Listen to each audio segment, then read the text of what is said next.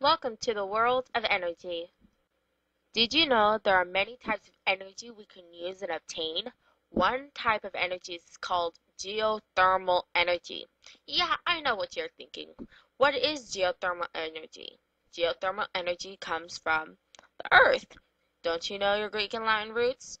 Anyways, geothermal energy source is way in the Earth's core, about 6,437 kilometers, and it is about 4,982 degrees Celsius. Wow, that's hot and deep, I must say.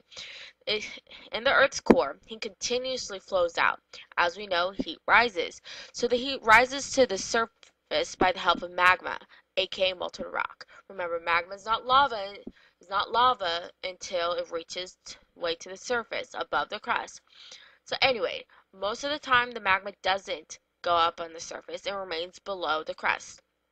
Hot magma heats up the surrounding rock and rainwater that has seeped into the earth. Water travels back up through the cracks, and most of it stays underground. This is called the geothermal reservoir. Now you're probably wondering, where can we find geothermal energy and how? Geothermal energy can be found in hotspots, which occur at plate boundaries or at places where the crust is thin enough to let heat through. But hotspots aren't the only places where geothermal energy can be found. There is a milder heat at depths of anywhere from 10 to a few hundred feet below the surface, virtually any location on Earth. We use satellite imagery to find out the heat. But remember, these can be located anywhere, even in your backyard. How cool is that? On actually converting the heat into energy we can use. Here are the three ways we get our awesome energy from good old Mother Nature. 1. The dry steam plant, flash steam plant, and binary cycle plant. Did you get that? Probably not. Now you're thinking, what are they and how do they work? Just be patient. Well, the dry steam plant uses geothermal steam directly. Dry steam power plants use very hot, greater than 235 degrees Celsius steam and little water from the geothermal reservoir. The steam goes up directly through the pipe into the turbine to spin the generator that produces electricity. This is the oldest method out there. Next is a flash steam plant, which uses hot water at high pressure to produce steam. The steam moves up the generator turbines and then condenses into water that is injected back into the earth, so it can be used over and over again. Wow, that's interesting and resourceful. No wonder that most of the geothermal plants are flash steam. Now on to the binary plants. It uses the heat from the geothermal water that transfers heat into another liquid that boils at a lower temperature. The liquid turns into steam and turns the turbine.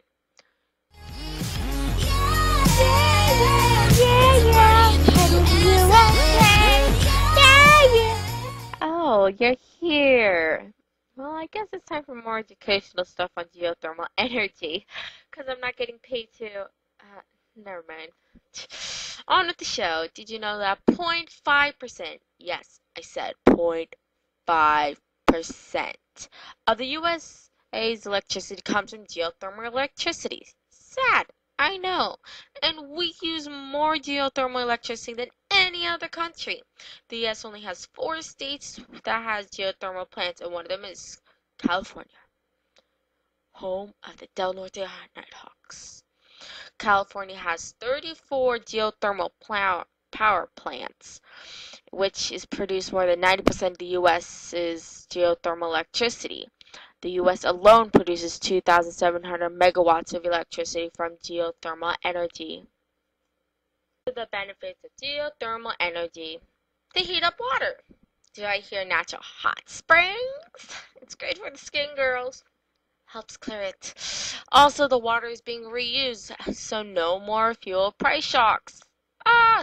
The power plant is all reliable. They run 24/7 all year round because the power plant is sitting on top of the source. So Mother Earth is doing all the work. Ha! Who knew? It's good for the environment too, so no need to damage rivers or harvesting forests, no oil spills or mining. That's what I call great. But last but not least, it's clean. It doesn't produce smoke. In fact, some of the plants are next to a farm. Hey, animals, that's great. But, and I mean not so big but, and not so small but. But anyway, the geothermal system can be quite pricey. Like the design and installations, money. It's costly.